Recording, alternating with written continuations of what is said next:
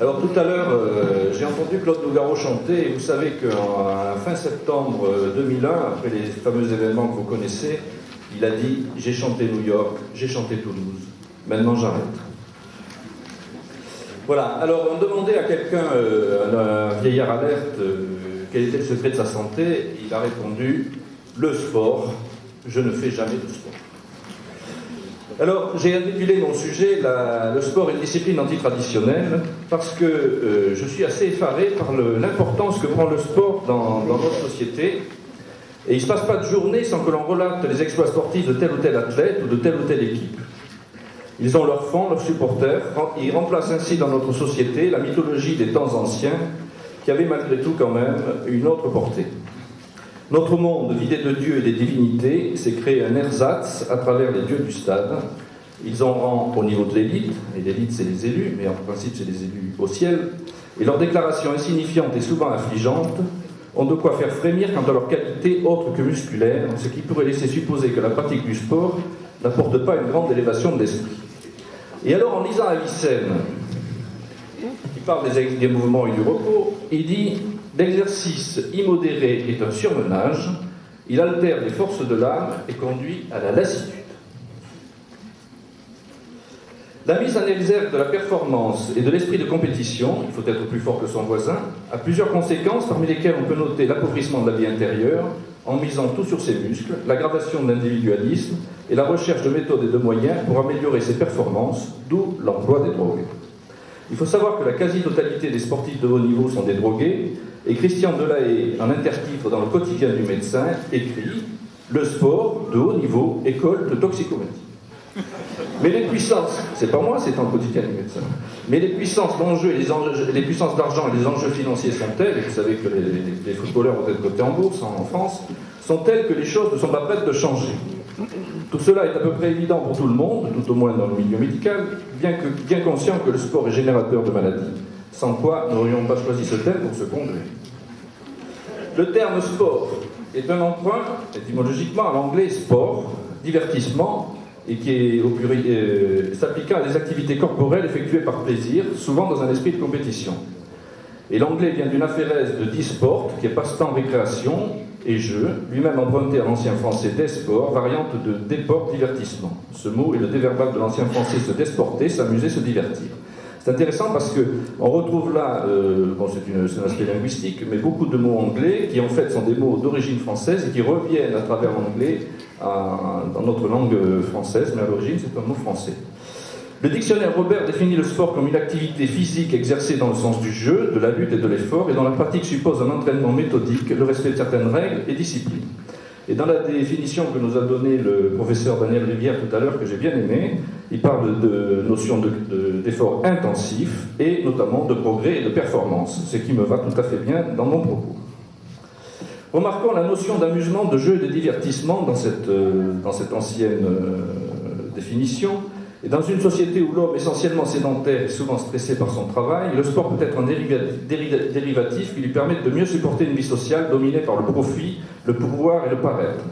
Il est aussi généralement perçu, quand il n'est pas de compétition, comme une activité physique qui développe un certain nombre de qualités morales, la loyauté ou le fair play, que l'on retrouve dans l'expression « être sport », la concentration, la discipline, le respect des règles, le dépassement de soi, etc.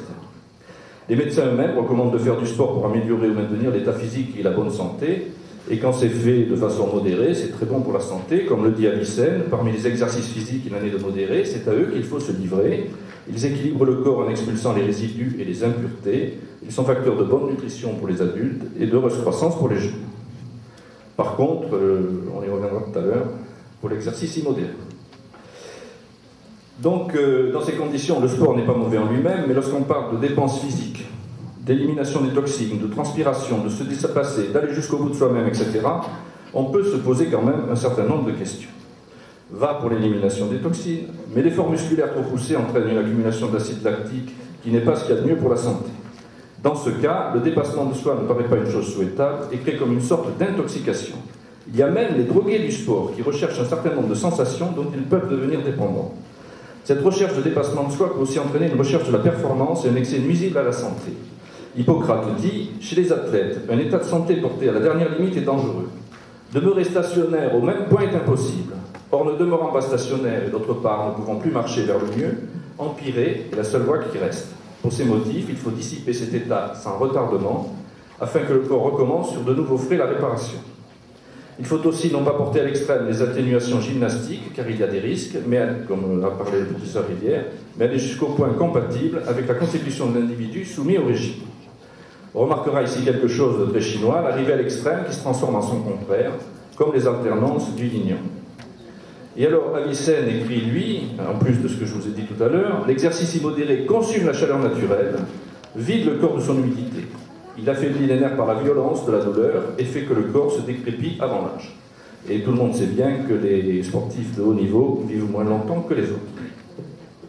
Quant au Tai Ting, c'est-à-dire l'ouvrage de base de la médecine chinoise, ancien, écrit de son côté, si le teint est jaune et que le pouls arrive de façon grande et vide, on a une accumulation de souffle au milieu de l'abdomen et un souffle tué, c'est-à-dire un souffle qui fléchit.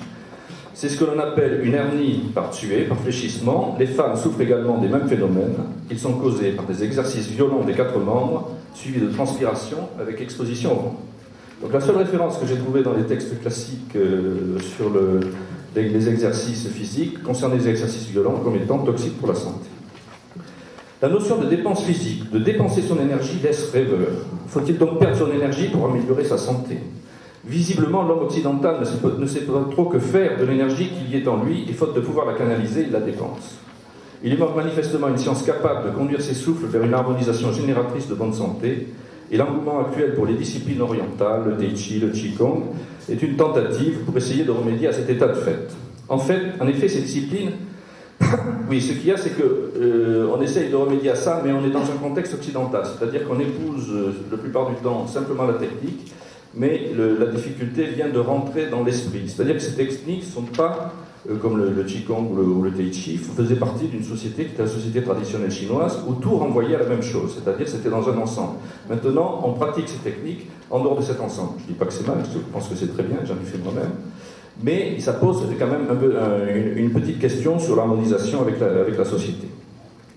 En effet, ces disciplines ne sont pas isolées, mais font partie de tout un contexte culturel qui imprègne la vie quotidienne et ne sont pas séparées des principes métaphysiques qui en sont à l'origine. C'est le cas des sociétés traditionnelles où toute l'activité humaine dépend de principes fondateurs qui ont pour but de relier tous les êtres à l'origine de toute chose et à leur nature essentielle. Ils conduisent à une recherche d'harmonie et d'éveil de la conscience, dont les disciplines contemporaines sont un des moyens. Et si peut-être l'Occident s'intéresse beaucoup à ce qui est extrême-oriental, c'est que le support de la réalisation spirituelle pour l'extrême-orient est basé sur le corps, et qu'il y a une analogie entre la santé physique et la sainteté, c'est-à-dire que le support de la sainteté est basé sur l'énergie du corps. C'est quelque chose qui est très important à l'extrême-orient, ce qui n'est pas le cas de notre société occidentale, avec les mystiques que l'on connaît qui souffrent et qui ont plein de maladies. C'est particulièrement le cas de l'extrême-orient qui a beaucoup développé les arts martiaux dans la plupart des rites du Tai Chi. Le Tai Chi Chuan signifie boxe du fait suprême, art du combat du Tai Chi. Dans la pensée chinoise, le Tai Chi est l'unité suprême, le principe premier qui régit l'univers et préside à l'union du yin et du yang. Ces représentations sous forme circulaire ou spiralée sont à la base des mouvements du Tai Chi. Autrement dit, il s'agit de retrouver l'origine première de toute chose en faisant concorder par le mouvement la circulation de ses souffles avec ceux de l'univers. Les maîtres disent souvent que les mouvements ont le cercle pour base et le yin-yang pour utilisation. L'idéal n'est pas d'obtenir un cercle parfait, mais que la pensée créatrice qui préside au mouvement, l'image mentale, le i, de la rate, soit celle d'un cercle. Et un auteur va jusqu'à dire « Les cercles deviennent de plus en plus petits jusqu'à ce qu'il n'y ait plus de cercle. Alors seulement il y a retour au véritable mystère merveilleux du Tai Chi. » Vous voyez dans quel esprit se situe l'activité physique chez les Chinois. Sans vouloir développer donc les aspects du Tai Chi Chuan, ce qui n'est pas mon propos ici, il se cache derrière cette discipline corporelle toute une conception de l'univers et de l'homme, dont l'objet ne se réduit pas à un simple état de bien-être physique et mental, mais le fait participer activement à une réalisation spirituelle et à la recherche de l'immortalité. Nous sommes ici loin de la notion de sport considérée comme une activité purement extérieure et musculaire, sans lien avec la finalité de l'homme. Coupé de ces principes qui régissent l'univers, le sport se révèle comme une discipline antitraditionnelle. Il n'est relié à aucun principe fondamental, est sujet à toutes les déviations, nous en avons donné quelques exemples, et par là est source d'illusion, de division et d'appauvrissement pour l'homme, puisqu'il le prive des liens qu'il pourrait établir avec sa source profonde et son essence, dans l'essence dont a parlé tout à l'heure, entre autres Christian Mouglalis. Au fond, le sport c'est bien une maladie, sinon nous n'aurions pas créé une médecine du sport.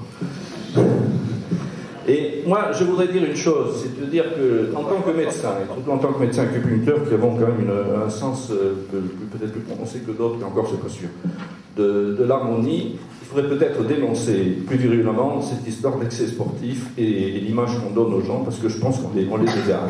Et moi, quand j'entends tout ça, moi je pense toujours aux Romains, du pain et des jeux, et qu'on amuse les gens, et qu'on se sert d'eux, et je trouve que c'est assez scandaleux.